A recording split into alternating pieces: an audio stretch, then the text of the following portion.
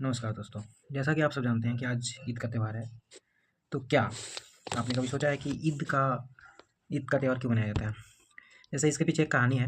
हज़रत इब्राहिम थे। उनको जो है कि अल्लाह का दोस्त माना जाता है, एक तरह से उनका मैसेंजर माना जाता है कि ये उनके मैसेंजर है। तो उनसे जुड़ी एक कहानी है। इस्लाम में लोग इसको सच्ची घटना मानते हैं, लेकिन मैं इसको प्रतीक के रूप में आपको बताना चाहूँगा।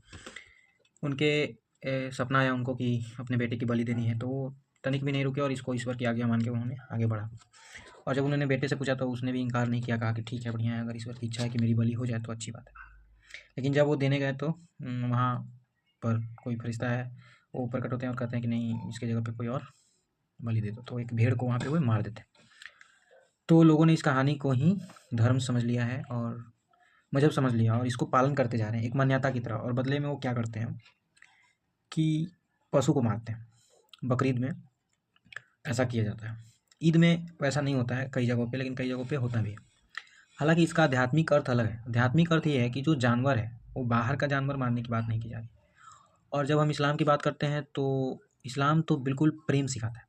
कहते हैं प्रेम, सभी जीवों से प्रेम होना चाहिए। लेकिन कहीं भी देखने को हमें इस्लाम में ये मिल नहीं रहा है। बहुत कम लोगों में ये दिखता है और ज़्यादातर कट्टर ही हैं।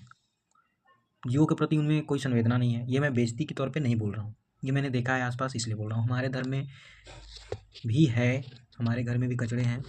लेकिन मैं मुसलमान भाइयों से कहना चाहता हूँ कि आप एक बार अपने गिरबान में भी झांकें, देखें कि क्या चल रहा है आपके पर्व के नाम पे। एक दोस्त होने के नाते ये बात बता रहा हूँ, क्योंकि जो आपके पैगंबर हुए हैं उन्होंने कभी आपको गलत संदेश नहीं दिया है। अब अलग बात है कि किसी और के माध्यम से आपके पास वो गलत संदेश पहुँच चुका है। ईद का मतलब है कि मैंने इतने दिन रखा, 30 दिन रोज़ा रखते हैं लोग, इस्लाम के लोग, और आज के दिन वो टूटता है तो वो खुशी मनाते हैं। ये पर्व अनुशासन को दर्शाता है। ये पर्व हमें आंतरिक जागरूकता की ओर ले जाना चाहता है कि आप इतने दिन देखो, इतने दिन आप देखो कि आपने क्या क्या किया इतने दिनों में, आप क्या क्या कर रहे थे। तो ये बात है ईद को लेकर, आंतरिक जागरूकता की बात है। असल में हमें अपनी ओर देखने को सिखाया जा रहा है, लेकिन हम बाहर की ओर नज़र फेरते हैं और पर्व के नाम पे, ईद के नाम पे, या फिर जो भी है वो उसके नाम पे हम कचरा फैलाते हैं। ये संदेश नहीं था ईद का, हमने शायद गलत समझ लिया है। तो इसकी ओर हमें देखना होगा। तो इसका ख्याल रखें। धन्यवाद।